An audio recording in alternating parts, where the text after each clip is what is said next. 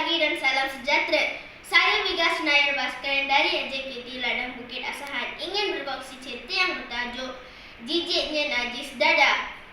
Buku ini ditulis oleh Sharina Arisha, manakala penerbit buku ini adalah Cipta Publishing dan diterbitkan pada tahun 2003. Buku ini mempunyai lebih kurang 118 muka surat. Buku ini berharga RM7.10. Buku ini berformat fiksyen yang menceritakan keburukan najis dada. Ceritanya bermula dengan Afad yang dikenali sebagai kaki samsen yang suka memeras ugut hati pelajar sejak di bangku sekolah. Apabila gagal dalam peperiksaan dan disisihkan ibu bapanya, hidup Afad kian tertekan. Dia mula menagih dan mengedar dada selain menyertai kumpulan kongsi gelap. Penyesalan terasa apabila ayahnya meninggal dunia sewaktu Afad merengkot dalam penjara. Saya berasa buku cerita ini sangat menarik dari segi teknik plot, unsur suspense dan teknik penceritaan serta mempunyai teradaan yang baik untuk dipelajari dan dicontohi.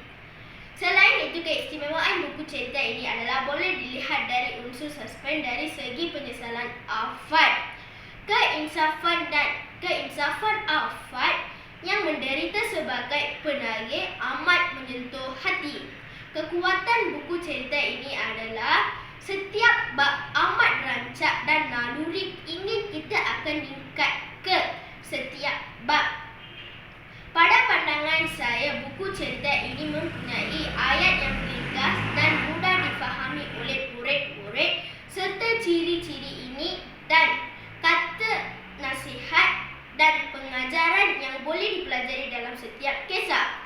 Pengajaran yang saya didapati melalui cerita ini adalah sesiapa orang dalam terlibat dalam dadah, mereka tidak dapat dikeluarkan. Oleh sebab itu, kita kenalah jauhi dari dadah.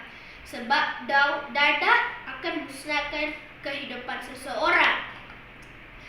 Saya berasa buku cerita ini berjaya minat saya. Kawan-kawan saya pun menjadikan buku cerita ini sebagai buku kegemaran mereka selepas membacanya.